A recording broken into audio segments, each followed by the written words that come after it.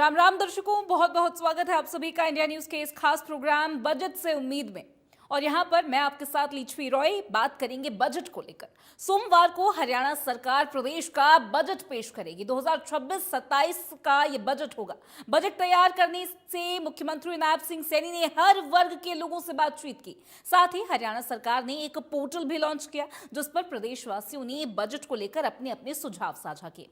मुख्यमंत्री नायब सिंह सैनी ने सभी से अपील की कि बजट के लिए जिसके पास भी जनहित से जुड़े सुझाव हो, एडवाइस हो, उसे जरूर शेयर किया जाए। इंडिया न्यूज ने भी ग्राउंड जीरो पर पहुंचकर बातचीत की है लोगों से। अंबाला से हमारे संवाददाता संजीव आनंद ने जनता से क्या कुछ बातचीत की और जनता का, आवाम का क्या एक्सपेक्टेशन इस बजट को लेकर है, देखिए इस रिपोर्ट में। हरियाणा सरकार अपना बजट पेश करने जा रही है।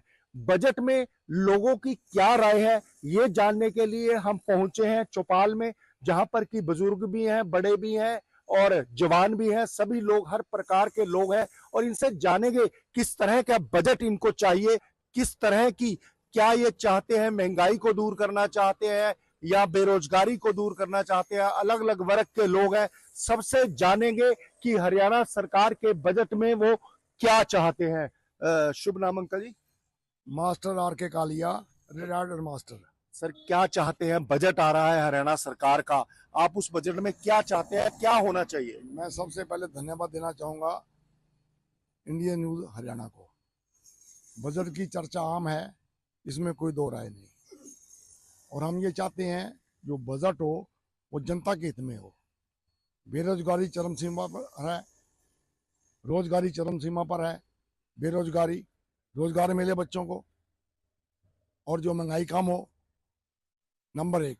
नंबर 2, मेरे भाई खड़े हुए हैं यहाँ पर, टीचर्स भाई जो मेरे कुलीग भी रहे हैं, मेरे साथी भी रहे हैं डिपार्टमेंट में। मैं हरियाणा मास्टर वर्क एसोसिएशन का चीफ पैटर्न रहा हूँ। मुझे ये पता है कि मुलाजमों को भी इससे काफ़ी उम्मीद है। मुलाजमों के लिए मैं ये कहूँगा, कर्मचारियों के लिए एक तो कैशलेस हो और जो ओल्ड पेंशन स्कीम जो कभी ख़त्म कर दी गई थी वो लागू हो। और आम जनता के लिए ये जो मुझे उम्मीद है, क्योंकि सभी भारतवासियों का, सभी देशवासियों का, प्रदेशवासियों का हित देखते हुए जो हरियाणा सरकार है एक अच्छा बजट लाएगी। और उम्मीद ये है कि महंगाई कम हो और जो बेरोजगारी हो हमेशा के लिए ख़त्म हो। बहुत बहुत धन्यवाद, बहुत बहुत शुक्रिया। तो सर, आपका शुभ नाम जी? मेरा नाम चौधरी रणवीर सिंह है। रणवीर जी, आप क्या चाहते हैं कि बजट से क्या आशाएं हैं आपकी कि सरकार क्या रखेगी जिससे कि लोगों को फायदा हो? देखिए, पहले तो आप लोगों का बहुत बहुत धन्यवाद कि आप जीरो लेवल पर आकर के आम पब्लिक के साथ मिले, इसके लिए बहुत ही आभारी हैं हम आनंद साहब। दूसरा ये है कि जो बजट में प्रावधान हो वो ज़मीन से जुड़ने से शुरू हो, ऊपर पर की लेयर नहीं होनी चाहिए। अब ज़मीन पे तो मेन बात है सफाई। जैसे हमें मोहल्ले में क्या चाहिए, प्रॉपर सफाई, प्रॉपर सड़कें, प्रॉपर नालियाँ, प्रॉपर एग्जिट हो पानी की, वो बिल्कुल क्लियर हो जाए। कोई बजट ऐसा अलॉट हो कि इसकी एक निश्चित किया जाए इस बात को, भाई ये बजट सही जगह पर यूज हो रहा है। दूसरा जी, स्वास्थ्य और जो एजुकेशन है ये क्वाइट फ्री होनी चाहिए, किसी भी फाइनेंस का इसमें दखल नहीं होना चाहिए आम पब्लिक का। उनके बच्चे हाई लेवल पर जाएं चाहे लो लेवल पर जाएं, सभी के, गरीब हो, अमीर हो, जवान बच्चा, उनको एजुकेशन पूरी मिले। ठीक है जी। तीसरा ये है कि जो स्वास्थ्य है वो मैं चाहता हूँ कि पब्लिक को जाना ना पड़े, ऐसा अरेंजमेंट हो कि द्वार पे आए स्वास्थ्य सेवाएं। और जो बुजुर्ग हैं, जो सीनियर सिटीजन्स हैं, उनको परेशान ना होना पड़े। बैंकों की सर्विसेज हैं, उनमें कई बार सीनियर सिटीजन बड़ा परेशान धक्के खाते रहता है, वो रिजोल्व होनी चाहिए प्रॉब्लम। और उसमें ऐसा प्रावधान हो कि जो मेन ओरिएंटेड हो जीरो लेवल से, गांव से, ग्राउंड से, जमीन से। तो ये मेरी प्रार्थना आपसे, और आपको बहुत बहुत धन्यवाद। आपका शुभ नाम जी? एसके शर्मा। शर्मा जी, क्या चाहते हैं, किस तरह का बजट होना चाहिए, क्या आशाएं आपकी बजट से? बजट ते आशाएं यही जो कालिया साहब ने दसिया है। महंगाई का मुद्दा मेन, बेरोजगारी का मुद्दा, महंगाई काफी बढ़ गई है। एजुकेशन का, 3 चीज़ां मेन चाहिए, हर एक जरूरी चाहिए पब्लिक दे। आपका शुभ नाम जी? मेरा नाम है संतराम नागी। नागी जी, क्या चाहते हैं, किस तरह का बजट होना चाहिए, क्या आशाएं हैं आपकी बजट से? सरकार ने जो अंशुमान कार्ड बनाया है वो ना तो प्राइवेट अस्पतालों में लागू होता है और ना ही सिविल अस्पतालों में भी लागू होता है, क्योंकि वो कहते हैं कि ये बीमारी हमारे अंदर नहीं है। वो तकरीबन हर आदमी को जो 70 साल से ऊपर है उसके लिए कोई बेनिफिट नहीं है। सिर्फ कागजों में दिखाया जाता है कि हम दे रहे हैं, असलियत में कोई चीज ऐसी नहीं है। नंबर 2 ये है कि जो टोल टैक्स लगते हैं, टोल प्लाजा लगे हुए हैं, अंबाला से दिल्ली तक 4 टोल प्लाजा है और इसमें इतने पैसे लगते हैं कि एक आम आदमी जो दिल्ली तक जाता है उसको 500-700 रुपया टोल टैक्स देना पड़ता है। टोल टैक्स को बिल्कुल ही खत्म करना चाहिए। जब आप कार का टैक्स ले लेते हो, रोड टैक्स ले, फिर क्यों ये टोल टैक्स क्यों लिया जाता है?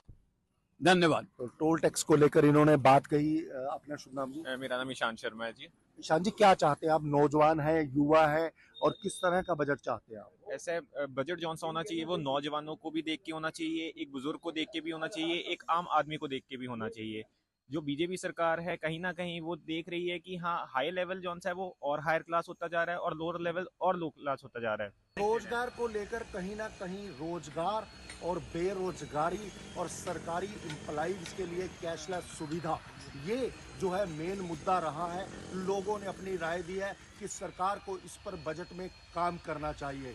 इंडिया न्यूज हरियाणा से अपने सहयोगी अमन कपूर के साथ संजीव आनंद, अंबाला से। तो बजट पेश होने वाला है। हमारे संवाददाता ने रोहतक में भी जनता से बातचीत की है। संवाददाता दिनेश कौशिक ने किसानों से बातचीत की है। किसानों ने बताया है कि उन्हें बजट से काफी कुछ उम्मीदें हैं। देखिए क्या कुछ उनकी एक्सपेक्टेशंस है।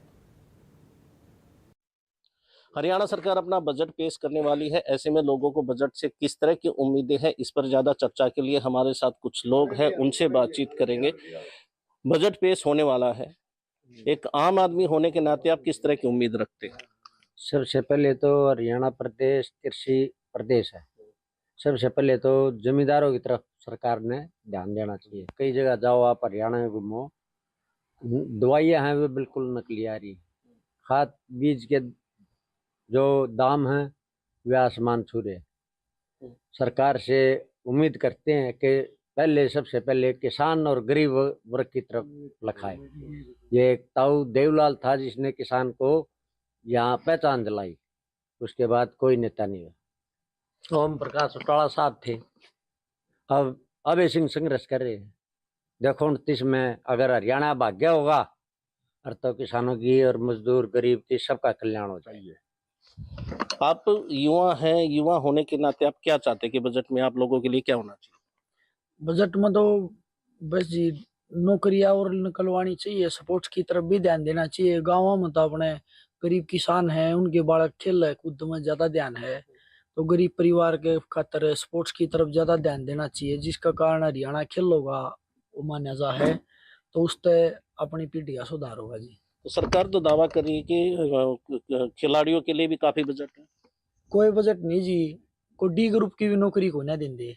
कम से कम 4th क्लास की तो नौकरी चाहिए। स्पोर्ट्स में मेडल लिया हुआ है हरियाणा प्लेयर है, कम से कम 4th क्लास की तो नौकरी चाहिए। हरियाणा में ऐसा कोई प्रावधान नहीं है।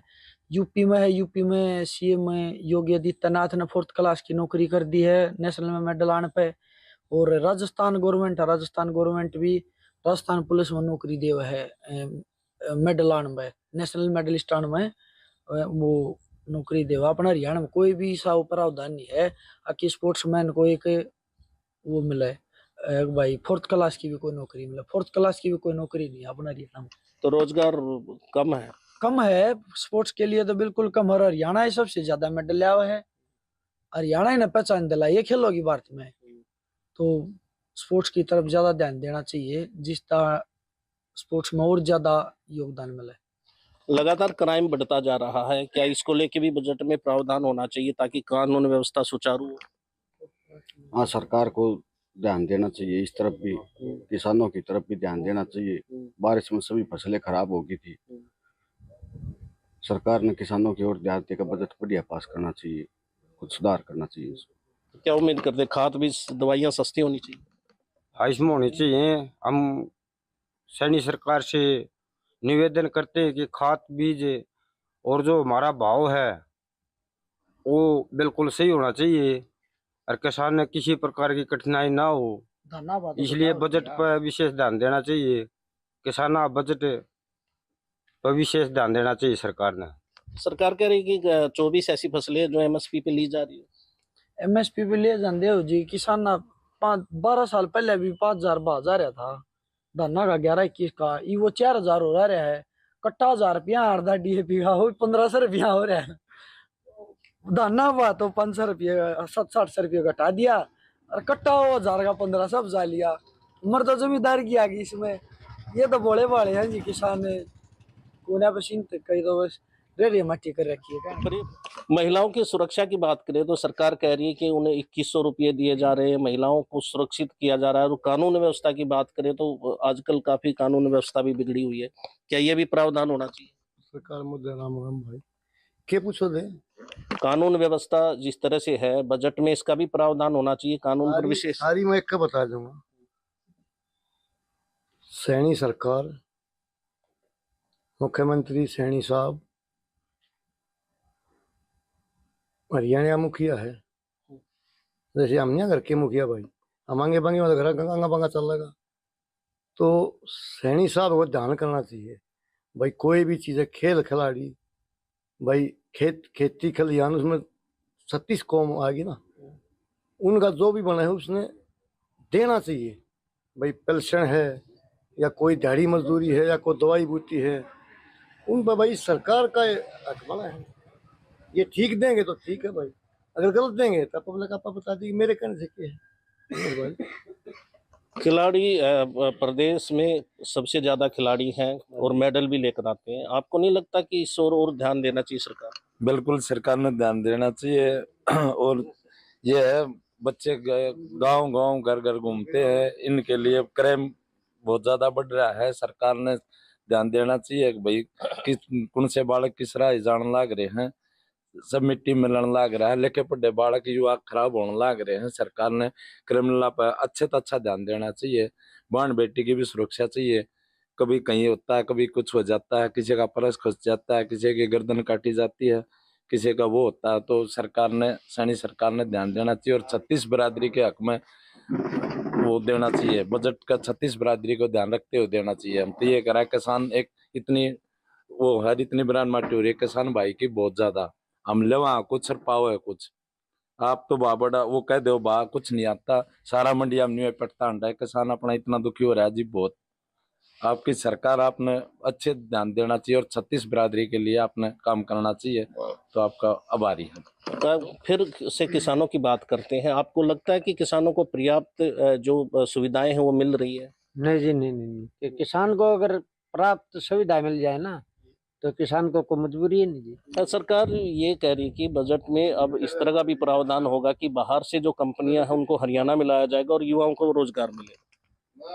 बाहर तक कंपनी ले जाएंगे जी, फिर पढ़ाई की तरफ भी ज्यादा ध्यान देना चाहिए ना।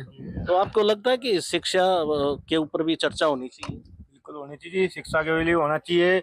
यहाँ पे जो है सड़कों का भी बुरा हाल है और किसानों के तो कतई ध्यान नहीं देते। किसानों की तरफ तो किसान रात भर मेहनत करते हैं और उनको उनका कोई बेनिफिट नहीं मिलता।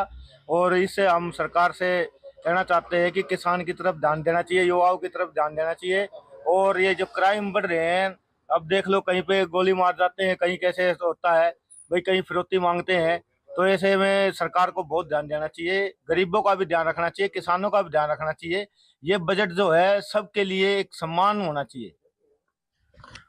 सरकार ये दावे कर रही है कि जो जरूरी दवाइयां हैं उन्हें सस्ता कर दिया गया है और आम आदमी के लिए भी काफी सुविधाएं दी जा रही, जिससे मुफ्त इलाज हो रहा है। बिल्कुल, मेडिकल में जाते हैं तर या कहीं या मेडिकल स्टोर में जाते हैं, उन्हीं रेटों में दवाई मिलती है। अभी कोई सस्ता नहीं हुआ है, सस्ता हो जाएगा तो हम बोल देंगे सस्ता हो गया, लेकिन अभी तो कोई सस्ता नहीं हुआ है। आप ग्रामीण स्तर से आते हैं, आपको लगता है कि गांव में पर्याप्त सुविधाएं मिल रही है? कोई सुविधा नहीं है गाँव में। क्यों, क्या किस चीज की कमी? गाँव में कुछ है, करें कुछ है, कागजा में कुछ है, कागजा में तो यूं कर दिया वो कर दिया, सुविधा नाम की कोई चीज नहीं है। ये 5-6 लाख माजरे प्लेयर मर्या था, वो सरकारी कमी तो मर्या था, सारे गाँव में नो है, हर एक गाँव में नो है, कोई सुविधा नहीं, कोई वो नहीं, वो तो कोई अधिकारी नहीं। दिख गया अपने गांव वाला टूटन हो रहा है बास्केटबॉल वाला ग्राउंड का। ये गंदा नाला का नाका सीधा डग्गी के अंदर पानी जा रहा है। अब ये फोटो उतार के लाए, देख लो ये फोटो रहा, गंदा नाला का पानी डग्गी के अंदर जा रहा है, सीधा नाका है। मौका पर देखो, ये फोटो उतार के ले आए हैं। मतलब साफ पानी भी आप लोगों को उपलब्ध नहीं उपलब्ध हो रहा है बजट में उम्मीद कर। चलिए, ये प्रत्येक वर्ग यहाँ पर बैठा था, युवा भी था, किसान भी थे, बुजुर्ग भी थे। इनका यही कहना है कि बजट से उन्हें काफ़ी उम्मीदें हैं, खास तौर पर स्वास्थ्य सुविधाएं, पीने के पानी और किसानों पर विशेष फोकस किया जाए। इंडिया न्यूज़ के लिए रोहतक से दिनेश कौशिक। तो आगे बढ़ेंगे। सिरसा से भी हमारे संवाददाता ने स्टूडेंट्स से, टीचर्स से बातचीत की है। उन्होंने बताया कि उन्हें उम्मीद है कि इस बार हरियाणा सरकार किचन का ख्याल खास तरीके से रखेगी। पिछले दिनों केंद्र सरकार अपना केंद्रीय बजट पेश कर चुकी है। 2026 और 27 का केंद्रीय बजट पेश हो चुका है। हालांकि इस बजट में हरियाणा को क्या कुछ मिला, ये बातें भी हमने आपको लगातार बताई हैं। और सरकारें, जो बीजेपी की सरकार है, वो केंद्रीय बजट का जमकर समर्थन कर रही हैं। हालांकि विरोधी पार्टियां विरोध भी करती हुई दिखाई दे रही हैं। लेकिन अब हरियाणा की बारी है। 2026 और 2027 का बजट 20 फरवरी को हरियाणा के मुख्यमंत्री तीसरी बार वित्त मंत्री के तौर पर पेश करेंगे। क्या कुछ हरियाणा को नायाब तोहफे मिलने वाले हैं, ये तो आने वाला वक्त बताएगा। लेकिन हरियाणा की जनता, खासकर सिरसा की जनता की क्या उम्मीदें हैं, क्या उनको इस बजट से कुछ खास लग रहा है, तमाम मुद्दों पर बातचीत करने के लिए तमाम डिपार्टमेंट के स्टूडेंट हैं, टीचर हैं और स्टाफ मेंबर हैं, सबसे बातचीत करेंगे। सर, सबसे पहले आपके पास आएंगे, इस बजट से आपको क्या कुछ उम्मीदें हैं? हालांकि मुख्यमंत्री नायब सिंह सैनी तीसरी बार अपना बजट पेश कर रहे हैं। सबसे पहले तो मैं आपका स्वागत करूंगा हमारे संस्थान में। और हमारी इस बजट से ये आशा है कि एक तो जो हमारी गृहिणी हैं, जो महिलाएं हैं, इनके रसोई का बजट एक तो वो कम होना चाहिए।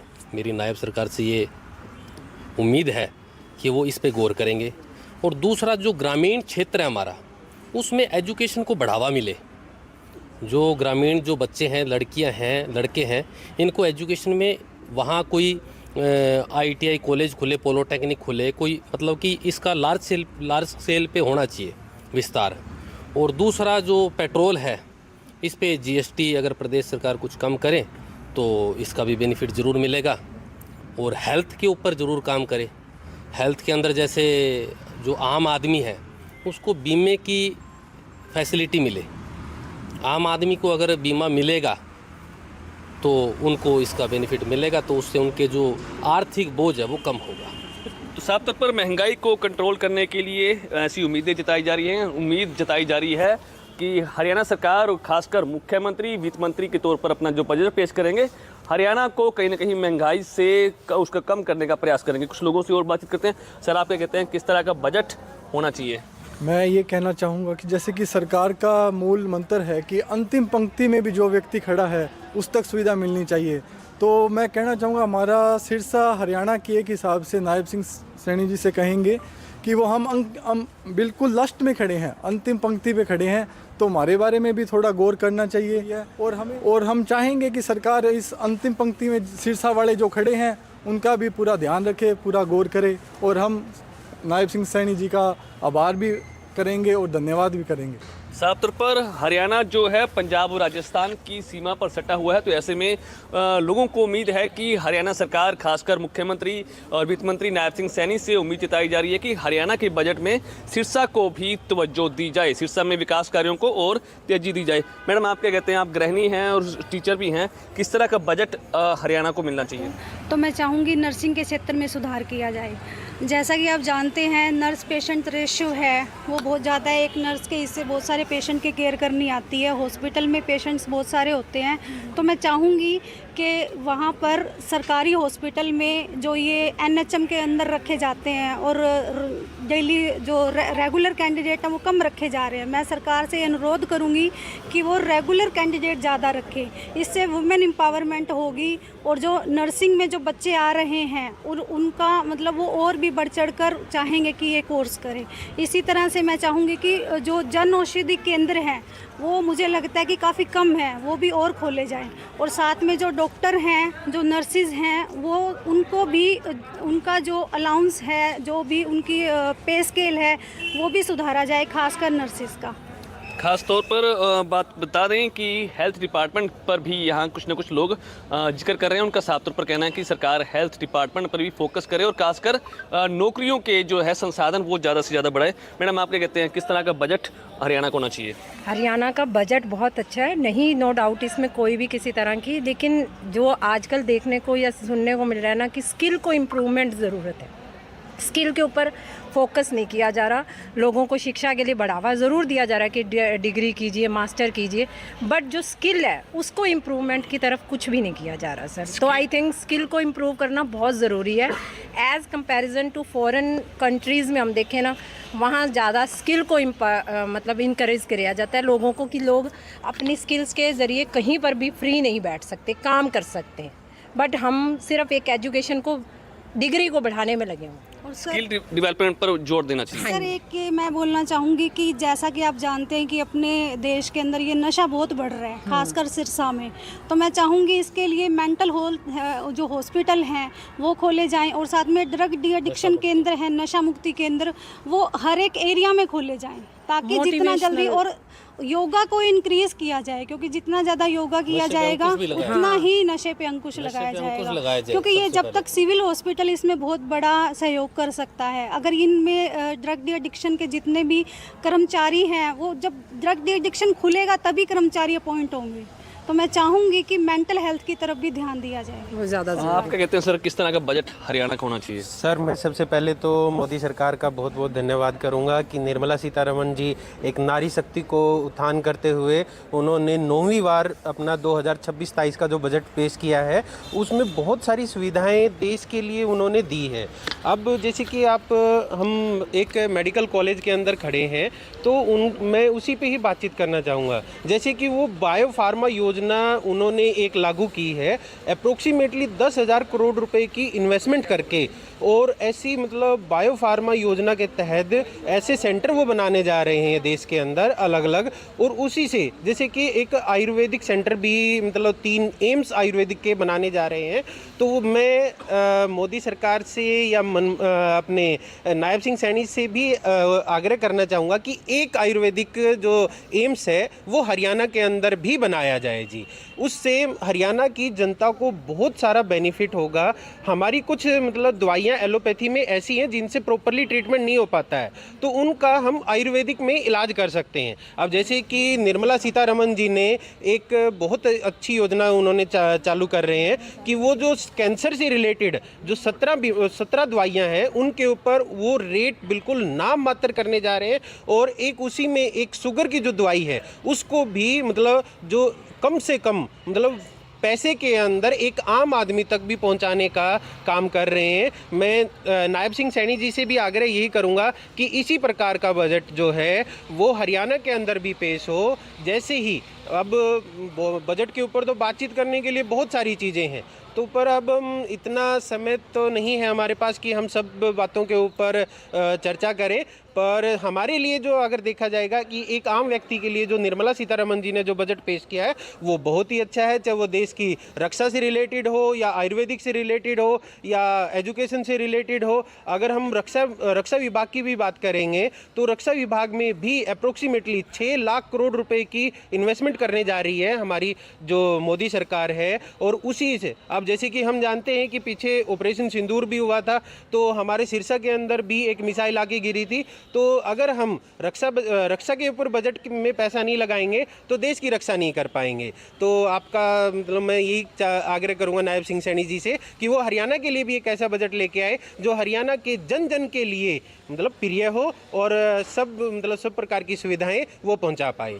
साफ तौर पर हेल्थ डिपार्टमेंट पर फोकस करने की बात सामने आ रही है। इनका साफ तौर पर कहना है कि सेंट्रल गवर्नमेंट ने जो केंद्रीय बजट पेश किया है काफ़ी उसकी सराहना भी कर रहे हैं। मैडम, आप क्या कहेंगे, आप खुद टीचर हैं, किस तरह का बजट हरियाणा में होना चाहिए? देखो, एज ए टीचर मैं फार्मेसी फील्ड से बिलोंग करती हूँ। मतलब जो मेरा ये है विचार कि बी मीन्स एक तो महंगाई कम होनी चाहिए, ठीक है, दूसरा एजुकेशन पे ध्यान देना चाहिए, तीसरा जो हमारे हरियाणा में हेल्थ की वैकेंसीज बहुत कम आती है। जो लास्ट टाइम वैकेंसी आई थी वो 2020 में आई थी, उसके बाद अभी तक कोई भी वैकेंसी हेल्थ की नहीं आई है। तो इस फील्ड को, हमारा जो फील्ड है फार्मेसी का, उसे बहुत आगे लाने की ज़रूरत है, तो उसे आगे लाया जाए। हेल्थ में फोकस करने की बात सामने आ रही है और साफ तौर पर और कहीं ना कहीं नौकरियों में और इजाफा करने की बात सामने आ रही है। मैडम, आप क्या कहते हैं, किस तरह का बजट हरियाणा को होना चाहिए? सर, हम क्योंकि सभी हेल्थ डिपार्टमेंट से बिलोंग करते हैं, फार्मेसी और नर्सिंग से हैं, तो मैं यही चाहूँगी कि सरकार थोड़ा सा सोचे हम सबके इंश्योरेंस के बारे में। हम अगर लोगों की हेल्थ बनाना चाहते हैं तो हमारी हेल्थ के बारे में भी सोचा जाए थोड़ा सा। वो बेसिक फैसिलिटीज़ जो हम लोग कहीं ना कहीं लैक कर जाते हैं वो हमें मिलनी चाहिए, उसी के बारे में कहना चाहूँगी। आप क्या कहते हैं मैडम, आप खुद गांव से आते हैं, गांवों में किस तरह का बजट सरकार को देना चाहिए? सर, मैं तो यही कहना चाहूँगी रूरल एजुकेशन पे थोड़ा फोकस किया जाए, जो ग्रामीण शिक्षा है उस पर थोड़ा ध्यान दिया जाना चाहिए, क्योंकि जो गवर्नमेंट स्कूल्स बने हुए हैं गाँव के अंदर उन पे भी थोड़ा फोकस किया जाए। और दूसरा सर, मैं रोडवेज डिपार्टमेंट के लिए बोलना चाहूँगी भी जो लड़कियाँ गाँव से शहरों में पढ़ने के लिए आती है, इंटरसिटी थोड़ा उनका किराया वगैरह का करा जाए, भी फ्री उन्हें रोडवेज सर्विस दी जाए, क्योंकि बहुत सी रीजन से रोडवेज बस की वजह से बच्चे स्कूल कॉलेज पहुँच ही नहीं पाते, ना टाइम से, ना उन्हें फ्री सर्विसेज मिल रही। दूसरा मेन यही है, अभी अगर मैं गाँव से बिलोंग करूँ तो मेरा यही है भी रूरल एजुकेशन पे थोड़ा ज़्यादा ध्यान दिया जाए। साफ तौर पर रूरल एजुकेशन पर फोकस करना चाहिए और साफ तौर पर उनका कहना है कि ग्रामीण अंचल से जो खासकर लड़कियां और कुछ न कुछ जो है युवतियां जॉब के लिए आती हैं, पढ़ाई के लिए आती हैं, उनके लिए सरकार को बस की बेहतर सुविधा करनी चाहिए ताकि उनकी जो पढ़ाई है वो बाधित ना हो, जो युवती जॉब करती है उसकी जॉब प्रभावित ना हो। कुछ लोगों से और बातचीत करते हैं। मैडम, आप क्या कहते हैं, किस तरह का बजट हरियाणा का होना चाहिए? सर, आजकल मेंटल हेल्थ के लिए पहले तो मैं बोलना चाहूँगी कि देखो सर, योगा क्लासेस ये चीज़ें मतलब बहुत कम है हर सिटी में। तो मैं ये चाहती हूँ कि गवर्नमेंट की तरफ से मतलब हर गली में या फिर हर गली पे मतलब एक योगा सेंटर निःशुल्क होना चाहिए ताकि लोग उसे ज्वाइन कर सकें। और सर, सेकंड वन मैं ये चाहती हूँ कि लड़कियों की सेफ्टी के लिए थोड़ा महिला कर्मचारी होनी चाहिए जैसे कॉलेज में तैनात हों। और फर्स्टली मेंटल हेल्थ पे प्रेफरेंस देना चाहती हूँ। बहुत कम योगा मतलब कराते हैं। यहाँ सिरसा की बात कर लें तो मैंने देखा है कि बहुत ही रेयर हैं, वो भी मतलब बहुत ही कॉस्टली योगा करवाते हैं, तो फ्री ऑफ कॉस्ट होना चाहिए सर। ये योगा पर फोकस सरकार को करना चाहिए। इनका साफ तौर पर कहना है कि हरियाणा सरकार अब 20 फरवरी को अपना बजट पेश करेगी। खुद मुख्यमंत्री और वित्त मंत्री के तौर पर नायब सिंह सैनी अपना तीसरा बजट पेश करेंगे। इनको सबको उम्मीद है कि हरियाणा सरकार अपना बेहतरीन बजट पेश करेगी और सिरसा को खासकर इस बजट में खूब तवज्जो भी देगी। अब देखना होगा कि हरियाणा के बजट में सिरसा को कितना और किस प्रकार से तवज्जो मिल पाता है और सिरसा पर कितना फोकस हरियाणा सरकार इस बजट में करेगी। सिरसा से विजय कुमार, इंडिया न्यूज़, हरियाणा। तो जनता की आवाज सुनिए आपने, किस तरीके से बजट से एक्सपेक्टेशंस है, बजट से क्या कुछ उम्मीदें हैं शिक्षा को लेकर, डेवलपमेंट को लेकर, और यहाँ पर किस तरीके से बजट का जो असर है वो जेब पर पड़ना चाहिए। ये सभी एक्सपेक्टेशन आपने सुनी है। 2 मार्च को बजट यहाँ पर पेश होगा। देखने वाली बात है उम्मीदों पर कितना खरा उतरता है ये बजट। फिलहाल के लिए इस पूरे प्रोग्राम में बस इतना ही। राम राम।